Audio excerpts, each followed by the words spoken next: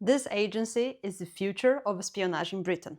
It is called GCHQ. Hello everyone, welcome to another video. Now, in the past, I have spoken about MI5 and MI6, but today I want to focus on the other major intelligence agency in the UK called GCHQ. As previously explained, we have different types of intelligence collection or information collection that is then processed and turned into intelligence. Human is the most popular one, most famous one, thanks to the James Bond movies. Human is the one that uses human agents to collect information.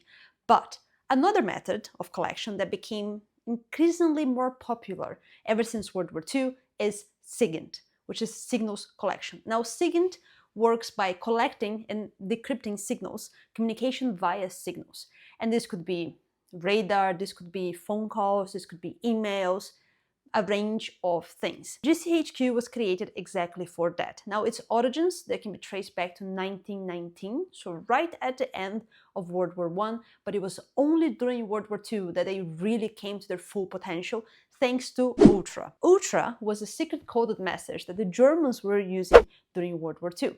And to counter that, British intelligence set up at Bletchley Park this office for GCHQ. And what GCHQ done was to intercept these messages from Ultra and decode them. But soon enough, it was quite clear that GCHQ would go beyond just decrypting messages because of the advance in communications. So obviously, because now we're in the 21st century, this is why GCHQ is going to be the future of intelligence. Actually, already it took over MI5 and MI6 as Britain's most important intelligence agency. This happened even during the Cold War, it wasn't even now, so imagine in the future. But I have a special video coming later on where we're going to look into exactly what GCHQ plans to keep Britain safe for the coming years. But let's get back to this. So, why is SIGINT so important? Besides the obvious reason of communication now being much more modern, we have another thing. So, while human intelligence, which means human spies, while this is limited because people aren't always where they should be, agents can't always be everywhere. They can't be listening to stuff all the time.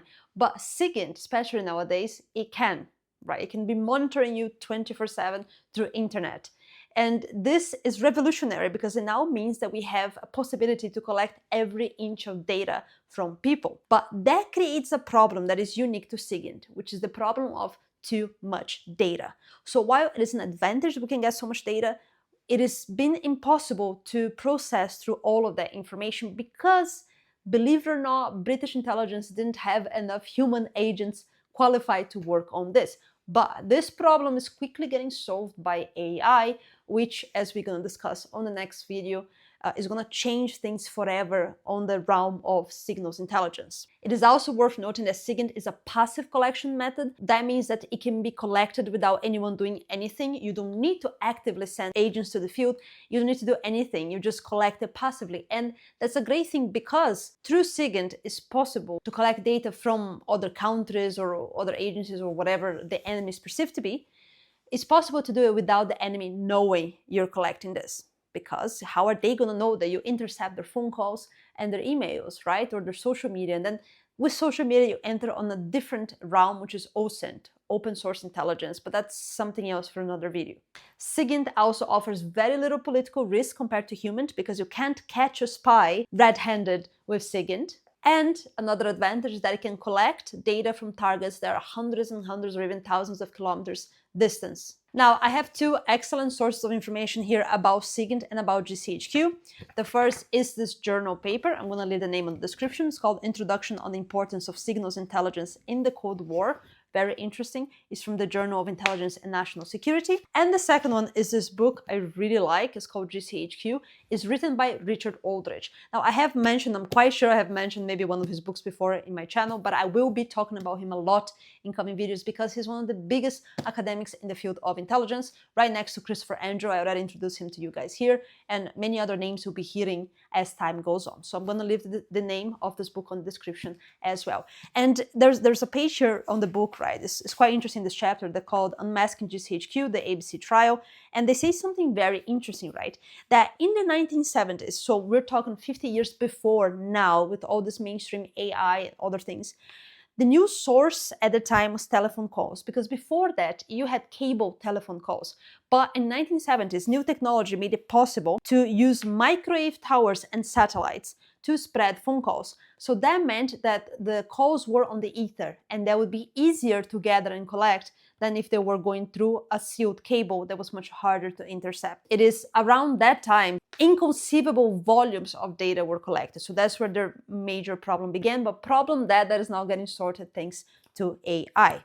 So for us to understand a little bit more about GCHQ today, let's take a look at what's happening to them. So I have here with me a PDF published on the National Cybersecurity Center, which is part of GCHQ. And it's called "It is Time to Act. Open Your Eyes to the Imminent Risk to Your Economic Security." So this is an annual review for the year of 2025. It has 100 pages, it's very extensive. I am not going to go through all of it. You can find it online on the GCHQ website. But I want to bring your attention to one very interesting bit here. That is on page 20 and 21 that talks about the cyber threat to the UK. Now, recently on the news, we've seen a publication of an article saying that UK is at risk. GCHQ sounds alarm as cyber threats spike 50%. That is true. That is one thing that we have seen more frequently in the last few years and in the coming years as well. So why? Because as technology advances, there's more and more people stealing data, and that's a big problem, right? Especially when you consider the fact that digital IDs are to be introduced in the UK. What I want to draw your attention to is that the biggest threat that GCHQ is talking about is from China, Russia, Iran, and North Korea. Why is this concerning, right? Because in case you haven't noticed, the world has been divided into teams, and this is very obvious since 2019. So now we have really that BRIC kind of group. You have Brazil, Russia, India, China, and South Africa, and then you have the West. These are the countries, some of the countries that are the biggest players on BRICS, like China and Russia, and then you have Iran with all the conflicts in the Middle East, and North Korea. So to me, this makes very clear the picture of UK already telling its citizens that there is conflict coming with these specific players. I'm making a video about why the UK is already at war with Russia, why this is quite obvious to me. So this is a little bit concerning because what they're talking about here is not just governmental data breach, but also corporate data breach. So companies stealing data from other companies. And nowadays, we all have our data everywhere on our phones, computers. So there's a lot of data we're talking about. And if digital IDs come true, then you have way more information to be concerned. So GCHQ today, right now, its focus is on using AI, fine-tuning AI to get rid and deal with all this massive volume of data that has been their biggest problem since the 1970s. And with that, they'll be focusing on these countries that I have just mentioned to you here. So that's what they're doing right now. And it's very simple. They have their main headquarters in Cheltenham, but they also have in London and now opening one in Manchester. As a matter of fact, they're even talking about hiring staff and everything. So if you're interested, if you want to work with data, that could be a possibility. So I hope now you understand what GCHQ is, signals intelligence, why it's so important, and how this has now surpassed MI5 and MI6 as Britain's most important intelligence agency, thanks to this digital era and the future of AI pretty much taking over everything. So thank you for watching. Have a great day and see you next time.